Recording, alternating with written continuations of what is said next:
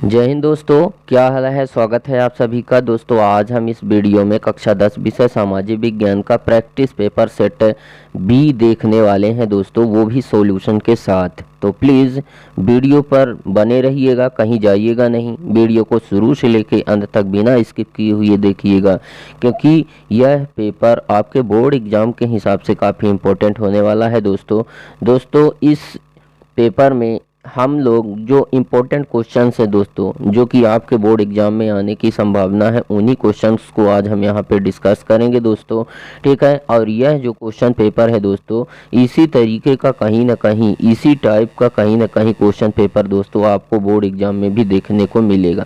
ठीक है दोस्तों, इसमें जो है तो आपको 75 नंबर का जो है तो पूरा टोटल मार्क्स रहेंगे और 3 घंटे का समय दिया जाएगा दोस्तों। इसी प्रकार से 3 घंटे का समय और 75 नंबर का पेपर आपको बोर्ड एग्जाम में भी देखने को मिलेगा दोस्तों। ठीक है, यह एक तरह से कह सकते हैं कि यह एक नमूना प्रश्न पत्र है दोस्तों आपके बोर्ड एग्जाम के हिसाब से। ठीक है, और इस पेपर से दोस्तों आपको आपकी तैयारी कैसी चल रही है एग्ज़ाम के हिसाब से, आपको अपनी तैयारी का भी पता इस पेपर को देखने के बाद चल जाएगा दोस्तों। ठीक है, तो चलिए दोस्तों वीडियो को शुरू करते हैं और इसमें देखते हैं कि दोस्तों इसमें जो है तो सभी प्रश्न पत्र करने अनिवार्य हैं दोस्तों। ठीक है, ये कुछ निर्देश हैं। दूसरा है प्रश्न क्रमांक 1 से 5 तक वस्तुनिष्ठ प्रश्न रहेंगे दोस्तों, जिसमें सही जोड़ी, सही विकल्प, सत्य असत्य, एक शब्द या वाक्य में उत्तर, ये सारी चीज़ें उसमें रहेंगी दोस्तों। और प्रत्येक प्रश्न के अंदर जो है तो 6 क्वेश्चन दिए जाएंगे दोस्तों, यानी कि 6 पंचे 30 नंबर का जो है तो आपके वस्तुनिष्ठ प्रश्न होंगे दोस्तों। ठीक है, और उसके बाद जो 6 से जो है तो 23 तक जो क्वेश्चन है दोस्तों, उसमें आंतरिक विकल्प दिए गए हैं दोस्तों। ठीक है, कैसे विकल्प? आंतरिक, यानी कि अथवा दिए गए हैं दोस्तों। ठीक है, उसके बाद यहाँ पे अगला निर्देश है कि 6 से 17 तक प्रत्येक प्रश्न के लिए 2 अंक निर्धारित हैं, जिसकी जो समय सीमा है दोस्तों वो 30 अंक है। ठीक है, मतलब जो है तो जैसे मेन क्वेश्चन रहेगा और उसके नीचे अथवा रहेगा, उन दो में से किसी एक को करोगे आप तो आपको 30 शब्द में उसका उत्तर देना है, तब जाकर आपको 2 अंक मिलेंगे। ठीक है, और प्रश्न क्रमांक 18 से 20 तक जो प्रश्न रहेंगे दोस्तों, उसके लिए 3 अंक निर्धारित है, जिसमें लिखने को आपको 75 शब्द पड़ेंगे। ठीक है, आपको 75 शब्द लिखने पड़ेंगे, तब आपको 3 नंबर मिलेगा।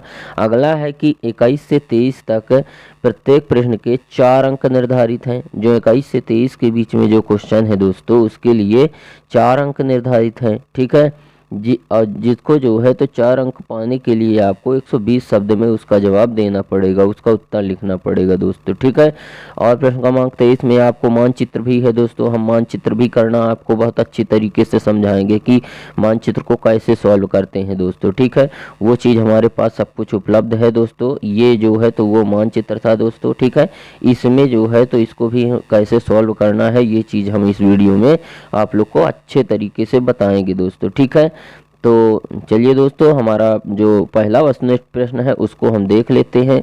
ठीक है, हमारा जो पहला वस्तुनिष्ठ प्रश्न है दोस्तों वो है कि सही विकल्प चुनकर लिखिए। ठीक है, तो इसमें हमारा पहला क्वेश्चन है कि निम्नलिखित में किस राज्य में सीढ़ीदार सोपानी खेती की जाती है। सीढ़ीदार मतलब जैसे मान लेते हैं कुछ इस प्रकार से ढलुआ खेत होते हैं, इस प्रकार से ढलुआ खेत, तो उसमें फिर जो है तो सीढ़ीदार खेती, यानी कि इस तरीके से जो है तो खेती की जाती है, मतलब तिरछा तिरछा उसकी जुताई की जाती है दोस्तों। ठीक है, ताकि अगर बारिश हो या कि पानी वगैरह लगाया जाए जब, तो इस यहाँ की मिट्टी बह करके यहाँ नीचे ना आए दोस्तों। ठीक है, तो कहाँ पे की जाती है? इसमें 4 ऑप्शन है दोस्तों, पंजाब है, उत्तर प्रदेश है, हरियाणा है और उत्तराखंड है।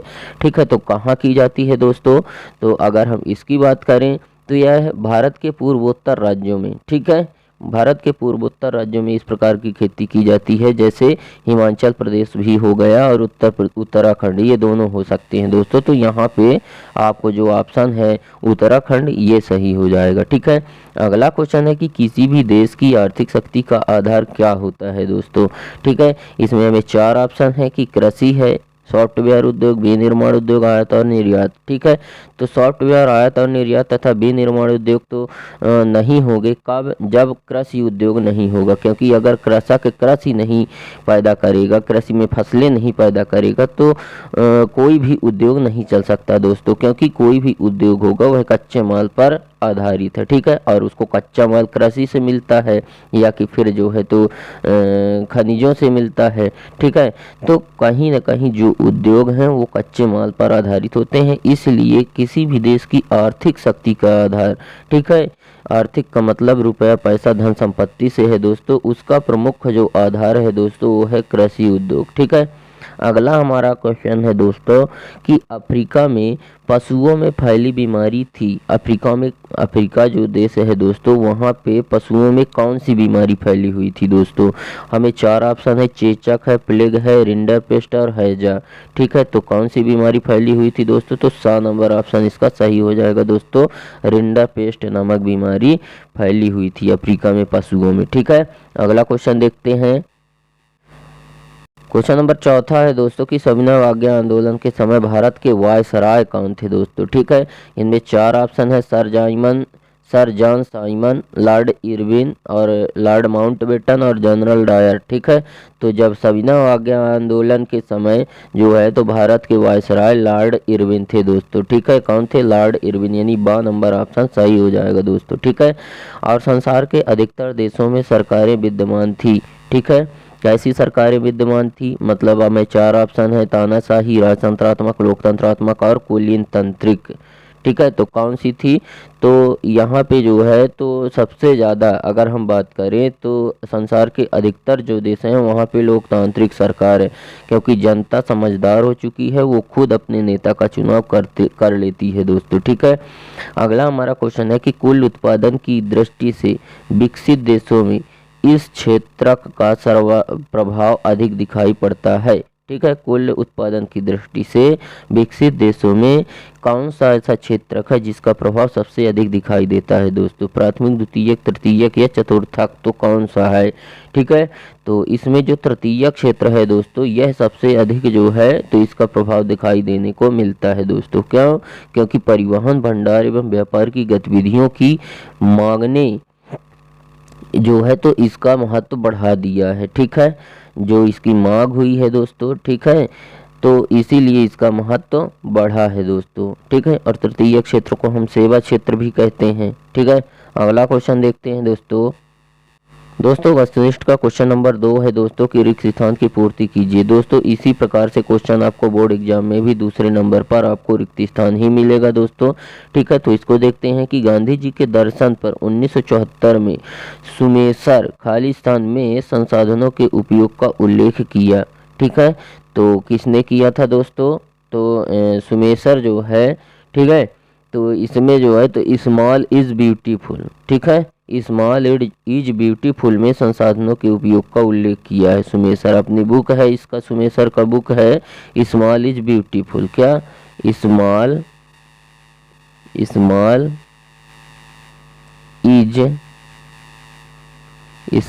Is beautiful.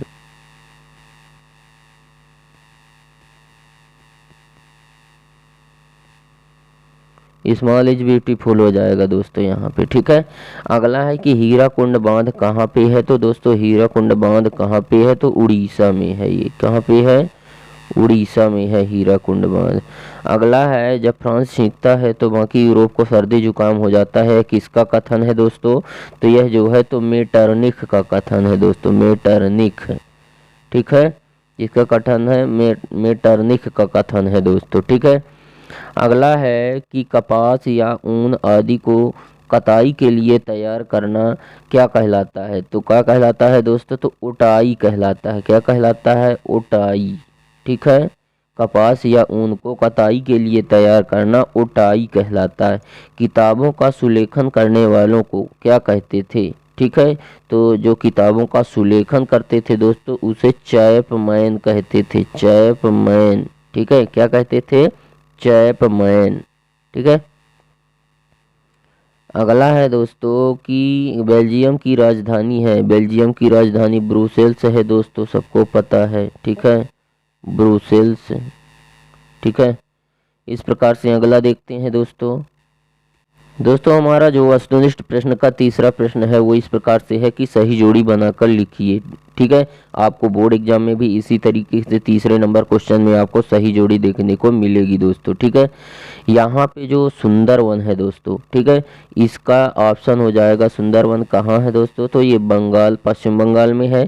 सीमेंट उद्योग की अगर बात करें तो वस्तु विनिमय प्रणाली है दोस्तों सीमेंट उद्योग। रक्त और लौह की नीति किसने अपनाई थी, तो बिस्मार्क ने अपनाई थी दोस्तों। ठीक है, कोई मुद्रा नहीं है कहाँ पे, गुजरात की। ठीक है, और श्रीलंका हो जाएगा एक द्वीपीय देश है श्रीलंका। ठीक है, और 8वीं सूची में हो जाएगा दोस्तों भाषा। ठीक है, उसके बाद अगला क्वेश्चन देखते हैं दोस्तों। हमारा बस नेक्स्ट क्वेश्चन का जो चौथा नंबर क्वेश्चन है वो है सत्यासत्य लिखिए। ठीक है, इसमें हमारा पहला क्वेश्चन है कि बक्सा टाइगर रिजर्व मध्य प्रदेश में है तो नहीं है। ठीक है, ये गलत है, ये बक्सा टाइगर रिजर्व जो है वो मध्य प्रदेश में नहीं है। ठीक है, अगला है कि चाय, गन्ना, कॉफी और केला रोपण फसलें हैं। हाँ, ये रोपण फसलें हैं। रोपण फसलें क्या होती हैं दोस्तों, जिनकी नर्सरी तैयार की जाती है, पहले उनका बेहन बोया जाता है, फिर उनको जो है तो एक स्थान से दूसरे स्थान पर उखाड़ कर ले जाकर लगाया जाता है दोस्तों, उसी को जो है तो रोपण फसलें कहते हैं। जैसे धान एक स्थान से उखाड़ कर दूसरे स्थान पर ले जाकर लगाई जाती है दोस्तों। ठीक है, जिसे रोपा कहते हैं, तो वही है रोपण फसलें।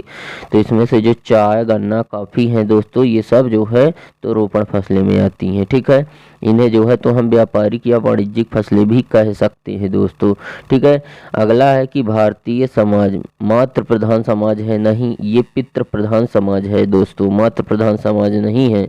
ठीक है, प्रति व्यक्ति आय को औसत आय भी कहते हैं। ये बात सही है दोस्तों, जो प्रति व्यक्ति आय है उसको हम औसत आय भी कह सकते हैं। ठीक है, और वैश्वीकरण से शिक्षित और संपन्न लोगों को नुकसान हुआ है। नहीं, इससे जो बेचारे गरीब वर्ग के थे और जो कम पढ़े लिखे थे, जो कुटीर उद्योग चला रहे थे, उन लोगों को नुकसान हुआ है दोस्तों।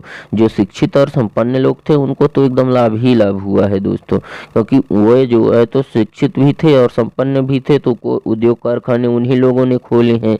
इसलिए जो है तो उन लोगों को नुकसान कैसे हो सकता है, नुकसान तो जो गरीब वर्ग का है और मजदूर वर्ग है उसको हुआ है, क्योंकि वही गरीब वर्ग और मजदूर वर्ग उसी के कारखाने पर काम करता था। लेकिन कई तरह की मशीनें और टेक्नोलॉजी आ जाने की वजह से उनको काम से निकाल दिया गया है दोस्तों। ठीक है, तो वो पहले भी मजदूर थे और आज भी मजदूरी ही है ना, लेकिन फिर भी उनका कहीं ना कहीं रोजगार भी छिन गया, तो आज वो मजदूर भी नहीं रह गए दोस्तों, इसलिए उन्हीं को सबसे ज़्यादा नुकसान हुआ है। ठीक है, शिक्षित और संपन्न लोगों को नुकसान नहीं हुआ है दोस्तों। ठीक है, अगला है कि चीन में बहुदलीय शासन व्यवस्था है। नहीं, चीन में जो है तो बहुदलीय शासन व्यवस्था नहीं है, बल्कि अगर भारत की बात करें तो भारत में बहुदलीय शासन व्यवस्था है, लेकिन चीन में एकात्मक शासन व्यवस्था है। ठीक है, अगला क्वेश्चन देखते हैं दोस्तों।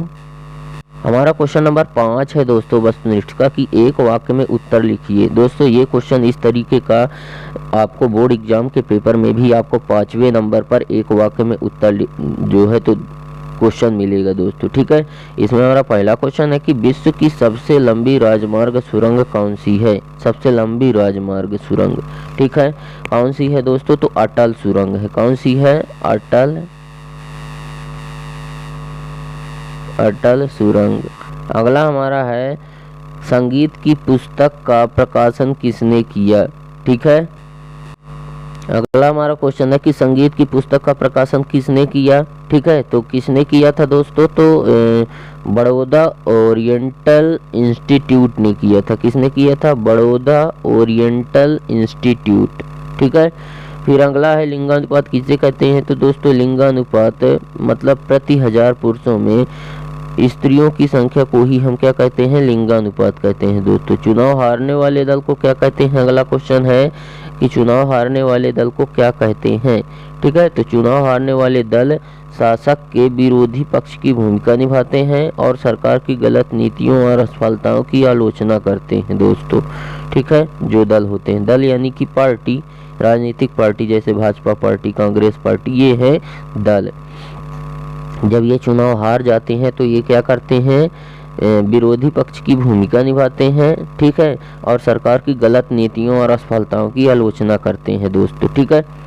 उसके बाद अगर हम बात करें, हमारा जो क्वेश्चन नंबर 5 है कि जब हम लैंगिक विभाजन की बात करते हैं तो हमारा अभिप्राय या आशय क्या होता है, ठीक है। तो जब हम जो है तो इसकी चुनाव करते हैं तो इसमें स्त्री और पुरुष के बीच जैविक अंतर, समाज द्वारा स्त्री और पुरुष को दी गई असमान भूमिकाएं, बालक और बालिकाओं की संख्या का अनुपात की जो है तो बात करते हैं दोस्तों, ठीक है।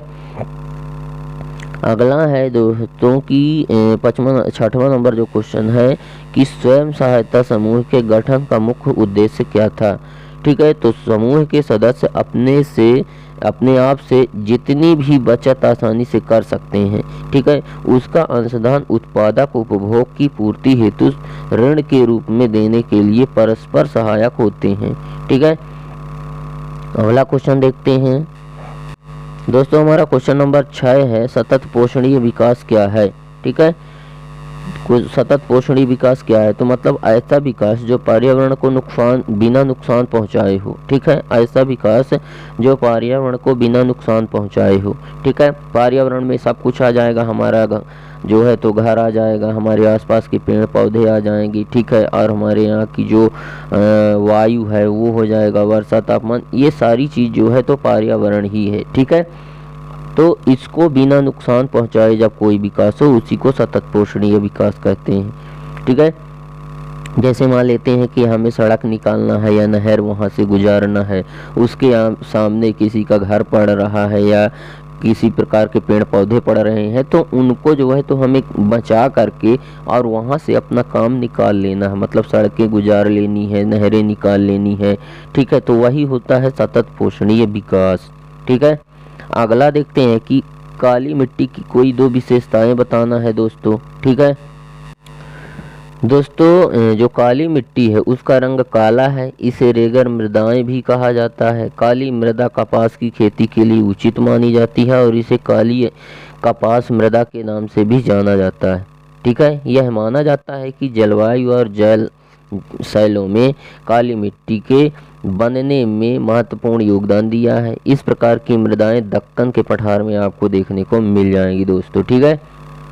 अगला हमारा क्वेश्चन है दोस्तों, क्वेश्चन नंबर जो 7 है वो है कि अवर्गीकृत वन किसे कहते हैं, ठीक है, अवर्गीकृत वन। तो दोस्तों अवर्गीकृत के अंतर्गत वे सभी प्रकार के वन और बंजर भूमि जो सरकार, व्यक्तियों और समुदाय के अधिकार में होते हैं दोस्तों, अवर्गीकृत वन कहे जाते हैं, ठीक है। अगला क्वेश्चन है कि वन्य जीव संरक्षण के कोई 2 उपाय लिखिए, ठीक है। दोस्तों वन्य जीव संरक्षण के उपायों के अंतर्गत हम देख सकते हैं कि जैसे स्वतंत्रता प्राप्ति के पश्चात सरकार ने 1950 में एक केंद्रीय वन बोर्ड की स्थापना करके वनों के संबंध में जो है तो नवीन नीति बनाई। इसके अंतर्गत वनों के क्षेत्रफल को बढ़ाकर 33.3% से 3% करना था और नए वनों को लगाना और वनों को सुरक्षित करना और वनों के संबंध में अनुसंधान तय करना था, ठीक है। और वनों को हमें काटने से बचाना चाहिए, यह भी जो है तो वन संरक्षण के जो है तो उपाय हैं, ठीक है। और वन्य जीव जो हैं तो इनका संरक्षण का उपाय है कि जब हम पेड़ पौधों को कटने से बचाएंगे, अगर पेड़ पौधे कट जाएंगे तो फिर जीव जंतु कहाँ रहेंगे दोस्तों, ठीक है। तो हमें पेड़ों को कटने से बचाना चाहिए, ज़्यादा से ज़्यादा मात्रा में पेड़ लगाना चाहिए, ठीक है। यही है वन्य जीव संरक्षण के जो है तो उपाय, ठीक है। अगला है कर्तन दहन प्रणाली से आप क्या समझते हैं, ठीक है। कर्तन दहन का मतलब क्या होता है दोस्तों, यह जो है तो एक प्रकार की जो है तो स्थानांतरित कृषि है जिसमें खेती के लिए जमीन को साफ करने के लिए प्राकृतिक वनस्पतियों को काटकर जला दिया जाता है और फिर किसान एक किसी नए भूखंड में चला जाता है, ठीक है। और जब वह भूखंड अनुपजाऊ हो जाता है तो फिर से वो कोई भूमि का और कोई दूसरा टुकड़ा चुनता है दोस्तों, ठीक है। यही होती है कर्तन दहन प्रणाली, ठीक है। इसमें जो भूमि का टुकड़ा चुनता है दोस्तों किसान, वहाँ पे जो पेड़ पौधे होते हैं पहले उसको आग लगाकर साफ कर देता है, जला देता है और उसके बाद फिर वहाँ पे कृषि कार्य करता है, ठीक है। इसीलिए उसको कर्तन दहन प्रणाली कहते हैं, ठीक है। अगला क्वेश्चन देखते हैं दोस्तों हमारा क्वेश्चन नंबर 8 का जो अथवा है दोस्तों, वो है भारत सरकार द्वारा किसानों के लाभ हेतु कौन कौन से प्रयास किए गए हैं दोस्तों। ठीक है, तो इसमें किसानों के द्वारा जो है, किसानों के लिए सरकार के द्वारा कौन कौन से प्रयास किए गए हैं दोस्तों, तो इनके लिए जो है तो विभिन्न प्रकार के जो है तो प्रयास किए गए हैं दोस्तों, ताकि किसानों की आय में वृद्धि हो सके। जैसे किसानों के लाभ हेतु जो है तो सरकार ने किसानों के हित के लिए जो है तो क्या किया है कि चकबंदी, जोत की चकबंदी व्यवस्था की है, सहकारिता की व्यवस्था की है, और जमींदारी प्रथा जो थी उसको समाप्त कर दिया है दोस्तों। और फसल अगर खराब हो जाती है उसके लिए बीमा भी देने का प्रावधान किया है, और ग्रामीण बैंक और सहकारी समितियों को उनको ऋण देने के लिए उनके जो है तो किसान क्रेडिट कार्ड बनवाया है दोस्तों। ठीक है, और व्यक्तिगत दुर्घटना बीमा योजना भी जो है तो उनके लिए बनाई गई है। ठीक है, और कृषि कार्यक्रमों का प्रसारण और न्यूनतम सहायक मूल्य और खरीद मूल्यों की भी घोषणा की है। ठीक है, तो इस तरह से जो है तो किसानों के को प्रोत्साहित कर रही है भारत सरकार। ठीक है, अगला हमारा क्वेश्चन है दोस्तों कि घरेलू उद्योगों के विषय में आप क्या जानते हैं। जो घरेलू उद्योग होते हैं, घरेलू उद्योग यानी कि कुटीर उद्योग दोस्तों। ठीक है, उनके बारे में आप क्या जानते हैं। ठीक है, तो कुटीर उद्योग सामूहिक रूप से उन उद्योगों को कहते हैं दोस्तों जिनमें उत्पादन एवं सेवाओं का सृजन अपने ही घर में किया जाता है दोस्तों।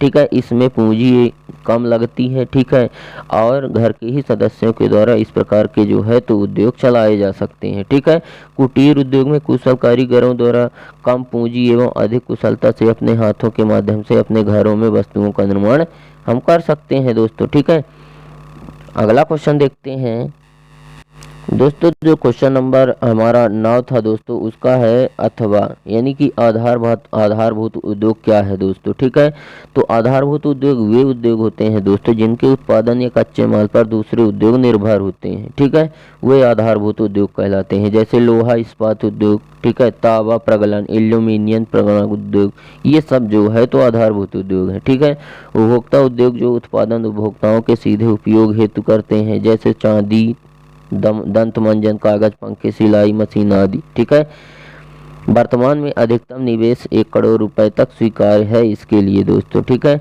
अगला है दोस्तों कि सीमांत सड़कों के कोई 2 महत्व बताना है दोस्तों।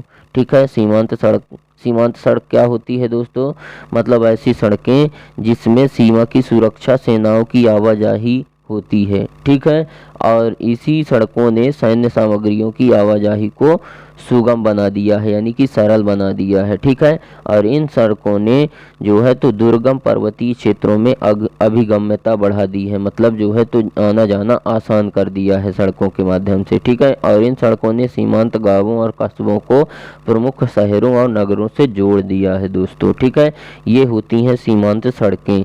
ठीक है, और वहीं अगर हम अगला इसका अथवा देखते हैं दोस्तों कि सड़क परिवहन के कोई 2 महत्व बताना है दोस्तों। ठीक है, तो सड़क परिवहन का महत्व बढ़ रहा है दोस्तों। ठीक है, इसके कारण निम्नलिखित है कि सड़कें बनने की लागत कम पड़ती है, इसलिए ज़्यादा से ज़्यादा जो है तो सड़कें बना करके और देश के विकास में महत्वपूर्ण योगदान लिया जा रहा है सड़कों से। ठीक है, सड़कों का निर्माण अधिक ढाल वाले क्षेत्रों और पहाड़ियों पर सबसे ज़्यादा किया जाता है और आसानी से किया जा सकता है। ठीक है, जबकि अगर ट्रेन परिवहन की बात करें तो ट्रेनों को जो है तो जो पर्वतीय क्षेत्र होते हैं और ऊंच नीच वाले जो क्षेत्र होते हैं वहाँ पे ट्रेनों का परिवहन नहीं किया जा सकता दोस्तों। ठीक है, उसमें लागत और खर्च ज़्यादा आता है, इसलिए सड़कों का ही विकास वहाँ पे किया जाता है, सड़कें ही वहाँ पे बना ली जाती हैं, जिससे जो है तो वहाँ का भी जो है तो आर्थिक विकास हो सके दोस्तों। ठीक है, और छोटी दूरी के लिए सड़क मार्ग जाने में कम खर्चा आता है दोस्तों। ठीक है, अगला देखते हैं कि पिकेटिंग क्या है दोस्तों। तो पिकेटिंग का मतलब है दोस्तों कि एक तरफ से हम कह सकते हैं कि धरना या विरोध करना ही जो है तो पिकेटिंग है। ठीक है, जिसमें लोग कार्यस्थल या उस स्थान के एकत्र होते हैं। ठीक है, बाहर एकत्र होते हैं और जहाँ कोई कार्यक्रम हो रहा होता है वहाँ पे वो लोग धरना दे देते हैं। ठीक है, अक्सर ऐसा दूसरों को अंदर जाने से रोकने का प्रयास किया जाता है, लेकिन किसी मुद्दे पर जनता का ध्यान आकर्षित करने के लिए भी किया जाता है। ठीक है, दोस्तों जब पिकेटिंग की गई थी तो सबसे ज़्यादा जो है तो धरना जो शराब की दुकानें थे वहाँ पे रखा गया था दोस्तों, ठीक है। इसलिए क्योंकि जो शराब पीने वाले लोग थे उनको जो है तो रोका जा रहा था, ठीक है। क्योंकि जो है तो शराब भी विदेशी विदेशी थी। जब हम और सारी वस्तुओं का बहिष्कार कर रहे हैं तो शराब का भी बहिष्कार करना पड़ेगा, ठीक है। मतलब बहिष्कार का मतलब होता है कि अंग्रेजों के द्वारा दी हुई वस्तुओं का उपयोग ना करना, ठीक है। उनको जो है तो उपयोग करने से मना कर देना ही क्या है, बहिष्कार है दोस्तों, ठीक है। अगला हमारा क्वेश्चन है कि जलियांवाला बाग हत्याकांड कब और कहाँ हुआ था दोस्तों, ठीक है। तो जलियांवाला बाग जो है दोस्तों वो जलियांवाले बाग में, ठीक है, 13 अमृतसर में एक जलियांवाला बाग था दोस्तों, जहाँ पे 13 अप्रैल 1919 को यह एक दुखद घटना हुई थी, ठीक है। जब पंजाब के अमृतसर में स्वर्ण मंदिर के से जो है तो कुछ ही दूरी पर स्थित जलियांवाला बाग था, जहाँ पे निहत्थे मासूमों का कत्लेआम किया गया था दोस्तों, ठीक है, जनरल डायर और उसके जो है तो सैनिकों के द्वारा, ठीक है। क्योंकि वहाँ पे जो है तो एक शांतिपूर्ण सभा आयोजित हो रही थी, ठीक है। वहीं पे जो है तो जनरल डायर को इस बात का पता लगने के बाद वो अपने सैनिकों के साथ गया बख्तरबंद गाड़ियों में और उन सभी बेचारे निहत्थे सभा कर रहे लोगों को अंधाधुंध गोलियां चलाई और उनको ख़त्म कर दिया, ठीक है। यही था जलियांवाला बाग हत्याकांड। अगला देखते हैं दोस्तों, कॉर्न लॉ क्या है, ठीक है। लॉ का मतलब आप सभी जानते होंगे, एक कानून है, ठीक है। तो क्या था दोस्तों यह कॉर्न लॉ, मतलब यह एक ऐसा कानून था कि जिसकी सहायता से मक्के के आयात पर रोक लगाई गई थी, उसे ही कॉर्न लॉ कहते हैं दोस्तों, ठीक है। मक्के की आयात पर रोक लगा दिया गया था, ठीक है, उसे ही कॉर्न लॉ कानून कहते हैं। और यह जो है तो इंग्लैंड के किसानों के द्वारा जो सरकार पर दबाव डालकर जो है तो यह कानून को लागू करवाया गया था दोस्तों, ठीक है। रेशम मार्ग किसे कहते हैं दोस्तों, अगला क्वेश्चन है हमारा 12 का जो अथवा है, रेशम मार्ग किसे कहते हैं, ठीक है। इसे सिल्ट मार्ग भी कहते हैं दोस्तों, क्यों, इसलिए क्योंकि प्राचीन व्यापार नेटवर्क की एक श्रृंखला थी, ठीक है, जो चीन और सुदूर पूर्व को यूरोपीय और मध्य पूर्व के देशों से जोड़ती थी। मार्ग में व्यापारिक चौकियां और बाजारों का एक समूह भी शामिल था, ठीक है, जिनका उपयोग वस्तुओं के भंडारण, परिवहन और विनिमय में मदद करने के लिए किया जाता था। इसे सिल्ट रोड के नाम से भी जाना जाता है दोस्तों, ठीक है। उसके बाद हम देखते हैं हमारा जो 13 नंबर क्वेश्चन है दोस्तों कि पूर्व औद्योगिकीकरण किसे कहते हैं, ठीक है। पूर्व औद्योगिकीकरण, उद्योगों का बढ़ जाना ही दोस्तों औद्योगिकीकरण कहलाता है। और पूर्व औद्योगिकीकरण मतलब जो है तो जब उद्योग वहाँ पे बहुत ज़्यादा मात्रा में नहीं खुले थे दोस्तों, उसके पहले ही वहाँ पर जो है तो इतना ज़्यादा मात्रा में कच्चे मटेरियल का उत्पादन किया जाने लगा था दोस्तों, ठीक है, उसी को बोलते हैं पूर्व औद्योगिकीकरण। जैसे अगर हम बात करें कि इसमें वस्तु का उत्पादन कारखानों के बजाय घरों में था, ठीक है, कारखानों के बजाय घरों में था और इस पर सौदागरों का नियंत्रण होता था, ठीक है। और आदि औद्योगिक उत्पादन ने किसानों की कम होती खेती की आय को नया सहारा दिया था दोस्तों, ठीक है, वही है पूर्व औद्योगिकीकरण। अब प्लाइंग शटल किसे कहते हैं दोस्तों, अगर हम प्लाइंग शटल की बात करें तो प्लाइंग शटल जो है तो जॉन के द्वारा आविष्कृत एक कपड़ा बुनने की मशीन थी दोस्तों, यह प्लाइंग शटल, ठीक है। इस मशीन का आविष्कार 1733 में हुआ था। इस मशीन के द्वारा कपड़ा बुनने की पद्धति में तेजी आई, ठीक है। अगला हमारा क्वेश्चन है कि राजनीतिक दलों के प्रमुख अंग कौन से हैं, उनके बारे में लिखना है दोस्तों, ठीक है। दोस्तों अगर हम यहाँ पे राजनीतिक दल की बात करें तो राजनीतिक दल यानी कि जो है राजनीतिक दल यानी राजनीतिक पार्टियां। अब राजनीतिक पार्टियां कौन सी हैं दोस्तों, जैसे आम आदमी पार्टी, ठीक है, बहुजन समाजवादी पार्टी और भाजपा हो गई, ठीक है, और ये आम आदमी पार्टी, मतलब ये सारी जो पार्टियां हैं दोस्तों, इसी को राजनीतिक दल बोलते हैं दोस्तों। और इसके प्रमुख जो अंग हैं दोस्तों वो है नेता, ठीक है, और सक्रिय सदस्य और समर्थक, ये इसके प्रमुख अंग होते हैं दोस्तों।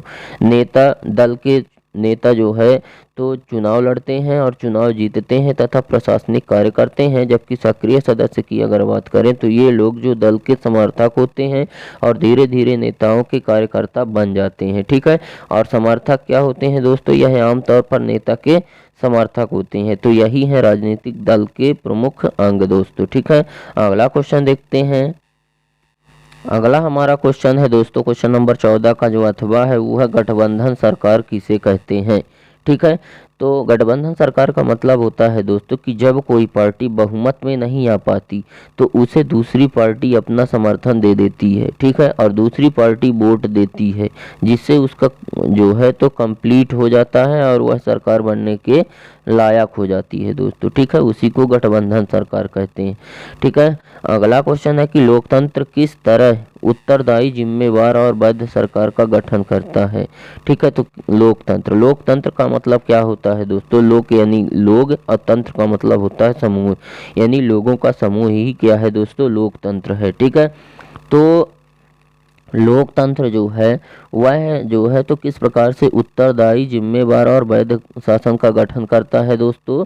तो लोकतंत्र न केवल एक उत्तरदायी तथा जिम्मेदार शासन का गठन करता है बल्कि यह एक वैध सरकार भी उत्पन्न करता है। लोकतांत्रिक सरकार इस प्रकार वैध होती है कि लगभग प्रत्येक 5 वर्ष के बाद यह जनता द्वारा सभी बालिगों को वोट देने की प्रक्रिया द्वारा चुनी जाती है। बालिग यानी कि जो है तो वयस्क हो चुके हैं, यानी 18 साल के जो ऊपर हो चुके हैं दोस्तों, उनके द्वारा जो है तो वोट देने की प्रक्रिया से चुनी जाती है और जिस दल को बहुमत प्राप्त होता है वह सरकार का निर्माण करता है दोस्तों। ठीक है, अगला है भारत एक लोकतांत्रिक देश है, स्पष्ट करना है।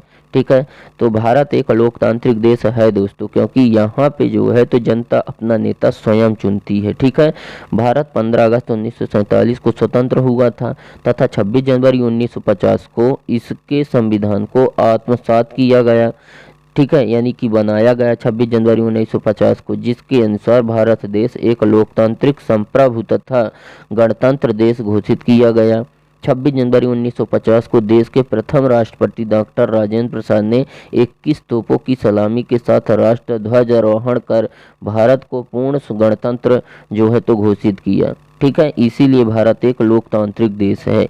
अगला देखते हैं कि अंतिम उत्पादन किसे कहते हैं दोस्तों। ठीक है, हमारा जो 16 नंबर क्वेश्चन है कि अंतिम उत्पादन किसे कहते हैं। ठीक है, तो अंतिम उत्पाद वह उत्पाद होता है दोस्तों जो बिक्री के लिए तैयार होता है। ठीक है, मतलब हमें कच्चा मटेरियल मिला, उसके बाद हमने उसको उद्योग कारखानों में उसको हम उपयोगी और मूल्यवान बनाए और फिर बनाने के बाद जब वह बेचने के लिए अच्छे तरीके से तैयार हो जाता है, पैकिंग वगैरह हो जाती है।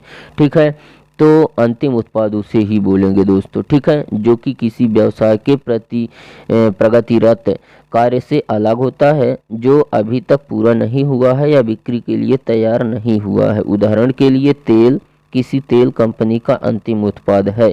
ठीक है, उसके बाद अगला क्वेश्चन देखते हैं दोस्तों।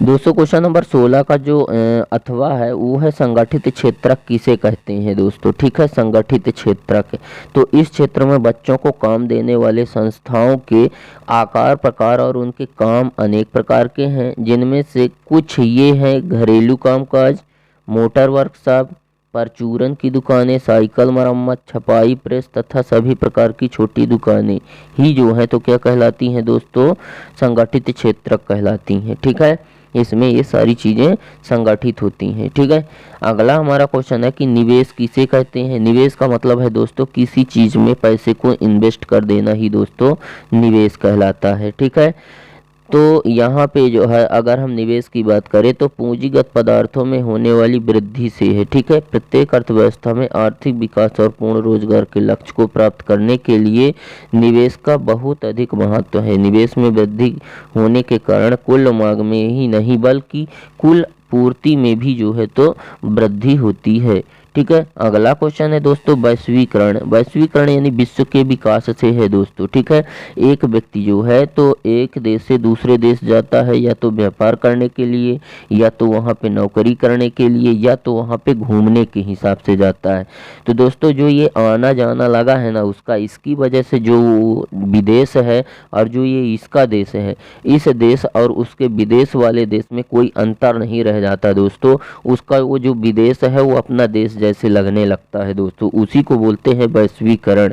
वैश्वीकरण में और भी सारी चीज़ें सम्मिलित हो जाएंगी दोस्तों, जैसे कि आप वहाँ पे व्यापार करने के हिसाब से जा रहे हैं तो वहाँ पे आपको कई तरह की दुकानें भी मिल जाएंगी, और आप व्यापार कर रहे हैं तो कई तरह की दुकानें मिलेंगी भी, और नई नई दुकानें और भी खुलेंगी भी, ठीक है। तो उसी को जो है तो दुकानें खुल जाएंगी, उसी को बोलेंगे वैश्वीकरण, क्योंकि दुकानें खुलेंगी, लोगों को रोजगार मिलेगा, बड़े बड़े उद्योग कारखाने खुलेंगे, सड़कों का निर्माण होगा, विकास होगा, तो लोगों का कहीं ना कहीं विकास होगा। जब लोगों का विकास होगा तो देश का विकास, और देश का विकास होगा तो विश्व का विकास भी होगा दोस्तों, ठीक है। इसके अलावा एक चीज़ और बताएं दोस्तों इसमें कि वैश्वीकरण में एक जैसे कोई शब्द है दोस्तों, तो कोई शब्द में अगर करण जुड़ गया तो उसका मतलब होता है उसके विकास से। जैसे शहरीकरण, तो शहर में जैसे करण जुड़ गया तो इसका मतलब ये है कि शहरों में नई नई दुकानें खुल गई, ठीक है, और शहरों में जो है तो जनसंख्या बढ़ गई, ठीक है, तो जिसके कारण जो है तो शहरीकरण हुआ, ठीक है। उसी प्रकार से वैश्वीकरण है दोस्तों, ठीक है। अगला है कि पंचांग और चैप बुक गुटका को समझाना है दोस्तों। पंचांग और चैप बुक गुटका, ठीक है। तो अगर हम यहाँ पे पंचांग की बात करें दोस्तों, तो यह एक हिंदू कैलेंडर है, ठीक है, जो मानक हिंदू टाइम कीपिंग इकाइयों का उपयोग करता है और महत्वपूर्ण तिथियों तथा गणनाओं को सारणीबद्ध रूप में प्रदर्शित करता है, यानी दिखाता है, ठीक है। और भारत में कई लेख संघ, अकादमियां और विश्वविद्यालय पंचांग के द्वारा ही प्रकाशित होते हैं, ठीक है। जबकि अगर हम चैप बुक की बात करें तो इसे सेनोरो के आजकल सभी बैंक जो है तो अपने ग्राहकों को कस्टमाइज्ड चेक बुक देते हैं। कस्टमाइज्ड चेक बुक का मतलब चेक के हर लीफ पर ग्राहक का खाता नंबर छपा होता है। जिनके नाम पर खाता होता है उनका नाम भी चेक के हर लीफ पर छपा होता है, और इस चेक बुक को विशेष तौर पर उसी ग्राहक के लिए छापा जाता है जिसके नाम पर खाता है, ठीक है। वही जो है तो चेक बुक गुटका कहलाता है, ठीक है। अगला क्वेश्चन है कि गुटेनबर्ग प्रेस और वर्नाक्युलर प्रेस को समझाना है दोस्तों, ठीक है। तो गुटेनबर्ग प्रेस को देखते हैं दोस्तों। तो गुटेनबर्ग प्रेस जो है यह कई खोजों और आविष्कारों का संयुक्त प्रयास था।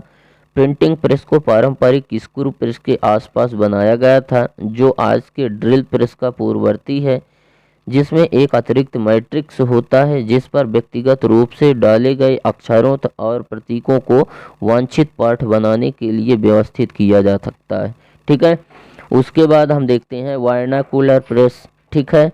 तो देसी भाषा के समाचार पत्र अधिनियम 1878, इस अधिनियम को पारित करने का उद्देश्य समाचार पत्रों पर सरकारी नियंत्रण स्थापित करना था दोस्तों, तथा राजद्रोही लेखकों को रोकना था, ठीक है।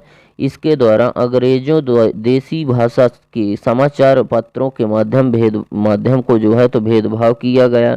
इसमें अपील करने का कोई अधिकार नहीं था दोस्तों, ठीक है। उसके बाद अगला क्वेश्चन देखते हैं दोस्तों।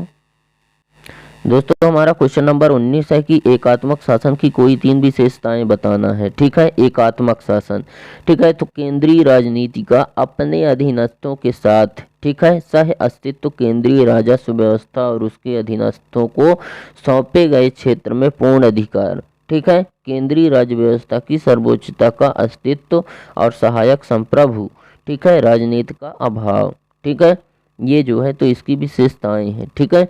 क्या थी पहली विशेषता की केंद्रीय राजनीति का अपने अधीनस्थों के साथ सह अस्तित्व, यह इसकी पहली विशेषता है। दूसरी विशेषता है कि केंद्रीय राज्य व्यवस्था और उसके अधीनस्थों को सौंपे गए क्षेत्र में पूर्ण अधिकार। तीसरा है कि केंद्रीय राज्य व्यवस्था की सर्वोच्चता का अस्तित्व, ठीक है। और अगली विशेषता है कि सहायक संप्रभु राजनीति का अभाव, ठीक है।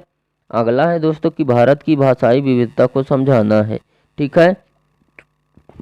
भाषाई विविधता, ठीक है। तो भारत एक महान देश है, अनेकता में एकता है, इसकी सबसे बड़ी विशेषता है। ठीक है, अनेकता में जो एकता है ये इसकी सबसे बड़ी विशेषता है, क्योंकि यहाँ विभिन्न भाषाओं बोलने वाले लोग रहते हैं।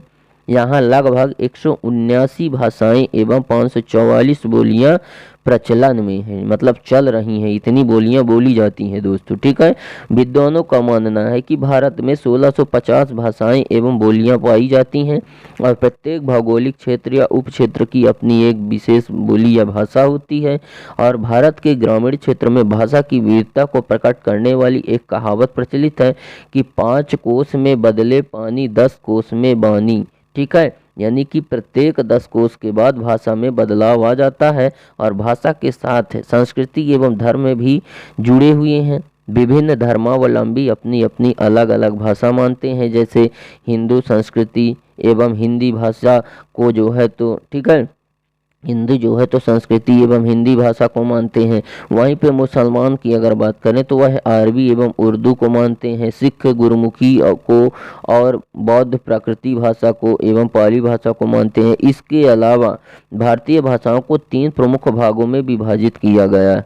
ठीक है, तो ये तो थी भारत की भाषाई विविधता। आगे देखते हैं कि मुद्रा के कोई 3 कार्य लिखने हैं दोस्तों। ठीक है, कि मुद्रा के जो है तो 3 कार्य कौन कौन से हैं, तो यह 3 व्यापक कार्य करती है मुद्रा। ठीक है, पहला है विनिमय का माध्यम है, जिसके माध्यम से हम वस्तुओं को ले दे सकते हैं, क्योंकि वस्तुओं को लेना है देना है तो वह लेना और देना विनिमय ही है। ठीक है, पैसे के माध्यम से ही हम करेंगे, अगर पैसा नहीं होगा तो हम वस्तु नहीं ले सकते। ठीक है, और मूल्य का संचय है। ठीक है, तथा मूल्य की इकाई है। ठीक है, मुद्रा क्या है, मूल्य का संचय है और मूल्य की इकाई है। एवं इसके अलावा मुद्रा की आपूर्ति करेंसी तथा मांग जमाओं से बनी होती है। ठीक है, मुद्रा की जो आपूर्ति है वह करेंसी तथा मांग और जमाओं से बनी होती है। ठीक है, अगला है दोस्तों कि क्या कारण है कि बैंक कुछ कर्जदारों को कर्ज देने के लिए तैयार नहीं होते। ठीक है, तो इसका क्या कारण है, तो दोस्तों इसके कई कारण हो सकते हैं। जैसे कर्ज देने के लिए इसलिए तैयार नहीं होते क्योंकि वो भरोसेमंद कर्जदार नहीं होते। ठीक है, वो अपने टाइम पर जो उनकी किस्त होती है ना, लोन होता है, वो चुकता नहीं कर पाते, इसलिए अर्थात ठीक है उसके ऋण अदायगी की जो क्षमता जो है वो विश्वसनीय नहीं होती। मतलब कह तो देता है कि हम अगले मंथ जमा करेंगे, लेकिन वो जमा नहीं करते हैं। ठीक है, तथा उनके पास गिरवी रखने के लिए भी कोई संपत्ति नहीं होती है, जिसके कारण बैंक उन्हें ऋण दे सके, क्योंकि बैंक ऋण तभी देगा जब ऋण धारक के पास जो है तो ऋणाधार हो। ठीक है, मतलब ऋणाधार का मतलब है कि कुछ न कोई ऐसी संपत्ति उसके पास होनी चाहिए जिसके बदौलत बैंक वाले उनको जो है तो लोन दे दें। ठीक है, या तो उनके पास जमीन जायदाद के कागज वगैरह होना चाहिए, या उसके पास बैंक फिक्स डिपॉजिट एफडी वगैरह होनी चाहिए, है ना, या कि किसी भी वाहन वगैरह का वो मालिक हो, तब तो उसको जो है मतलब किसी न किसी संपत्ति का वह मालिक हो, तब उसको जो है तो बैंक ऋण देती है। ठीक है, अन्यथा उसको ऋण नहीं मिल सकता। ऋण एक तरीके से और मिल सकता है गारंटर। ठीक है, मतलब कोई भी व्यक्ति जो गारंटी ले कि हाँ इसको आप कर्ज दे दीजिए, ये जो है तो बैंक का कर्जा भरेगा। ठीक है, तो उसके आधार पर भी उसको ऋण मिल सकता है। ठीक है, अगर वो भी नहीं है तो फिर उसको ऋण नहीं मिल सकता। ठीक है, उसके बाद देखते हैं कि यहाँ पे अगला क्वेश्चन देख लेते हैं दोस्तों। हमारा क्वेश्चन नंबर 21 जो है वो है कि प्रथम विश्व युद्ध ने भारत में राष्ट्रीय आंदोलन के विकास में किस प्रकार योगदान दिया था। ठीक है, तो पहला विश्व युद्ध जहां मानवता के लिए विनाश का कारण बना, वहीं इनके कारण राष्ट्रवाद को भी बल मिला। ठीक है, लोगों में एकता आई। ठीक है, और जो है तो भारत में राष्ट्रीय आंदोलन के विकास में प्रथम विश्व युद्ध के योगदान का वर्णन इस प्रकार है, जैसे यहाँ पे हम देख सकते हैं कि करों में वृद्धि, विश्व युद्ध के कारण जो है तो एकाएक रक्षा में जो है तो व्यय बढ़ गया। इस खर्चों को पूरा करने के लिए सरकार ने करों में वृद्धि की। इसके अतिरिक्त सीमा शुल्क को बढ़ा दिया गया, आयकर के रूप में नया कर लगा दिया गया। इससे जनता में रोष फैल गया, यानी गुस्सा फैल गया, जिसे राष्ट्रवाद को जन्म दिया। और कीमतों में वृद्धि, ठीक है, ये सारे कारण हैं। ठीक है, जिसके कारण जो है तो आंदोलन हुआ, ठीक है, भारत में राष्ट्रीय आंदोलन हुआ, ठीक है। कीमतों में वृद्धि की, पहले विश्व युद्ध के दौरान खाद्य पदार्थों का भारी अभाव था और फिर फल उसके कारण जो है तो कीमतें लगभग दोगुनी हो गई और आम आदमी का जो जीवन है वो कष्ट में बदल गया। अतः लोग विदेशी शासन से मुक्ति से बचने के लिए यह जो है तो राष्ट्रीय आंदोलन का उन्होंने रास्ता अपनाया, ठीक है। उसके बाद अगला क्वेश्चन है दोस्तों 21 का जो अथवा है कि गांधी जी ने असहयोग आंदोलन को वापस लेने का फैसला क्यों किया। दोस्तों जो चौरी चौरा जो है तो एक जगह थी दोस्तों चौरी चौरा, ठीक है, उसमें एक जो है तो घटना हुई थी दोस्तों, चौरी चौरा नामक एक घटना हुई थी वहाँ पे, क्योंकि लोग जो है तो एक जुलूस निकाले थे, आंदोलन में जा रहे थे, तो पुलिस वालों ने जो है तो लोगों के ऊपर अटैक कर दिया, लाठी चार्ज कर दिया, जिसकी वजह से बहुत सारे आंदोलन कर रहे लोगों ने, शांतिपूर्ण तरीके से आंदोलन कर रहे लोगों ने अचानक जो है तो पुलिस वालों पर हमला कर दिया, पुलिस स्टेशनों में आग लगा दी, रेलवे वगैरह को उखाड़ फेंका, ठीक है।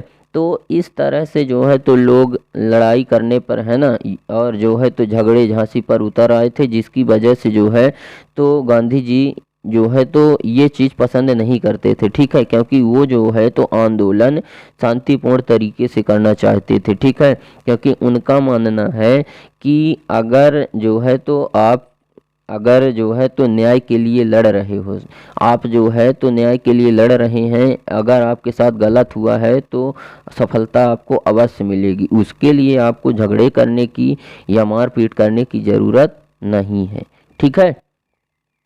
तो जब वो लोगों ने इस तरीके से जो है तो करने लगे, लोगों को मारपीट करने लगे, पुलिस वालों ने को जो है तो मारे पीटे, पुलिस स्टेशनों में आग लगा दी, तो गांधी जी इस घटना से जो है तो परेशान हुए और उन्होंने जो है तो असहयोग आंदोलन को वापस लेने का फैसला किया, ठीक है।